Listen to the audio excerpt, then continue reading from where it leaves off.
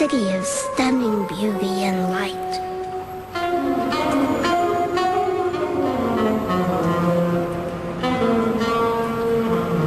But underneath Paris, there is a darker world.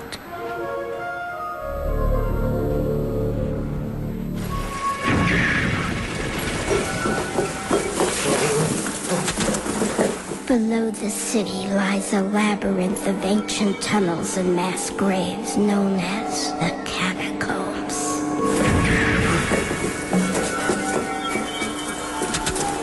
Dangerous and largely unmapped, the catacombs have been sealed off to the public for decades. It is down here that a video camera containing mysterious footage was discovered.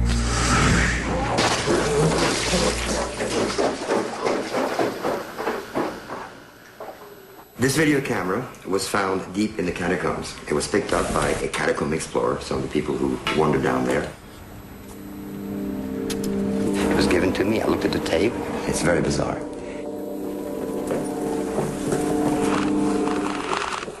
It's a point of view shot. The point of view shot is somebody just walking forwards with the camera. So basically he's filming what he's seeing very deep inside the catacombs. Other than the point of view shots are pictures of bones. Human bones. In 1785, millions of bodies were exhumed from Paris cemeteries and dumped into the catacombs. This person occasionally stops and he photographs bones, often in the shape of an arrow. These arrows point in a direction. Occasionally also he stops to photograph roomfuls of bones, which means that he's very, very deep inside the catacombs. What happened to him? Nobody knows. Filmmaker Francis Friedland was determined to solve the mystery of the Lost Catacombs Explorer. I mean, there are 400 miles of tunnels like this. So I brought the tape to a cataphile, an urban explorer. Cataphiles are strange people. They're people who have this passion for the catacombs. These people go down there to find new passages, new entries, new bones. Lézard is probably the person in Paris who knows the catacombs better than anyone. So according to Lézard, the person is not someone who knew his way around. My intention right now is to go down with a still photographer, Vincent, a friend. I'm also going to take an excellent sound man, Francis, to spend some time in the catacombs and try to solve the mystery.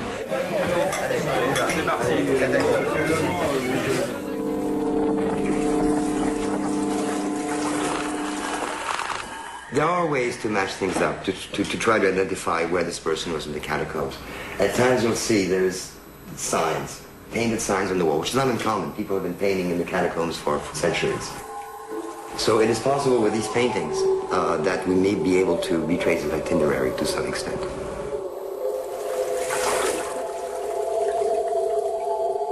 After about 40 minutes of these point of view shots and these pictures of bones, the person begins to walk faster and faster.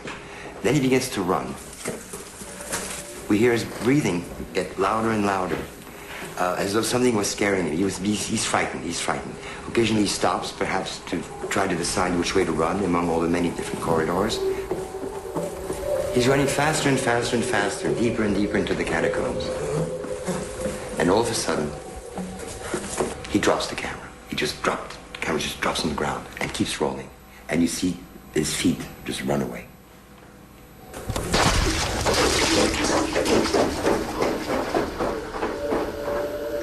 And it keeps rolling until it runs out of tape. Francis and I are going to now meet the director of the Catacombs Museum, who has nothing to do with the cataphiles, doesn't even want to know about the cataphiles, but he may have some information, and hopefully he can let us look at some maps of the catacombs. In Paris, you have as many miles of tunnels underground as there are streets above ground. No one knows just how many passageways exist in the catacombs, but we believe that they go down over 300 feet. Some are filled with water, and many tunnels have collapsed over the years.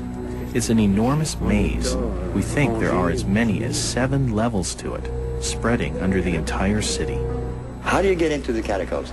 Illegally, of course, and the idea is to find an entrance. The problem is that the authorities keep shutting them down. Apparently, Lézard has found a new way to get in, but it's way out from the center of town. It's actually on the edge of the city, through the railroad tracks for about a mile, and then this little hole in the ground, and we have to crawl through it. And we'll try to solve the mystery if we can.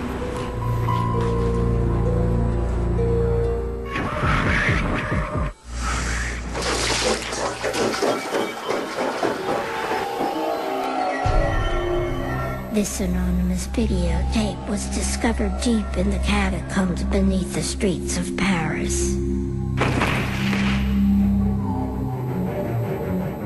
This videographer, he could still be down there. Maybe he found his way out. Nobody knows. My intentions now, as I've seen the tape, is to go down there, to try to find out what happened. So we'll try to solve the mystery if we can. So the trick is to watch not only your feet, but your head. I have never been very deep into the catacombs before. Very few people have. Already when you enter the catacombs, the first few hundred yards are already scary. You have to crawl. You can bump your head. It's pitch black. You trip upon rocks, holes. You can fall pretty deep. There are 400 miles of tunnels within the catacombs. Many of these passages lead to lower levels.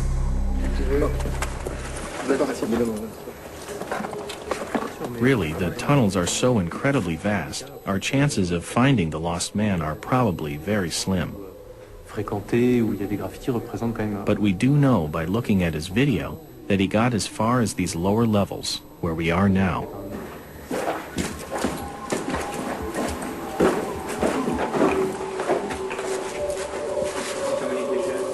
Anybody can get lost in here. I mean, imagine just running out of batteries on your flashlight. You're dead. You're dead. It's true. I mean, just look at this. You lose your flashlight. What happens? We're finished. We're dead.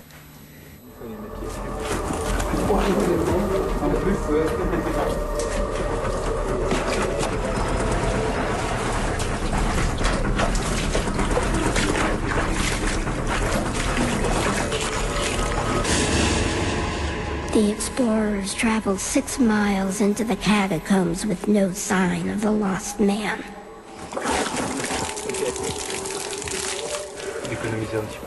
This is my own opinion, but this is far too deep for an amateur to be messing around. He must have lost his way down some passage and died. After 6 hours, the group was exhausted and running low on batteries. Francis decided to abandon the search. There's a manhole up there, which is supposed to be open to get out, but apparently it's locked, or Lézard's having a difficult time opening it up.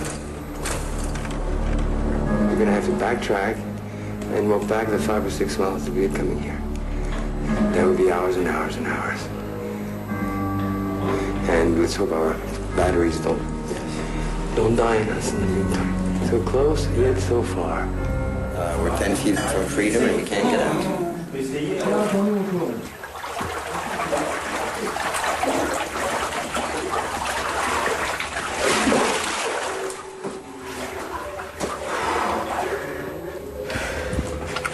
It's about 60 feet from here to the street. Well, it looks like a manhole.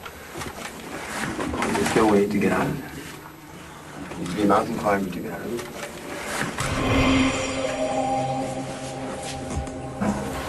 I think I saw this on the tape.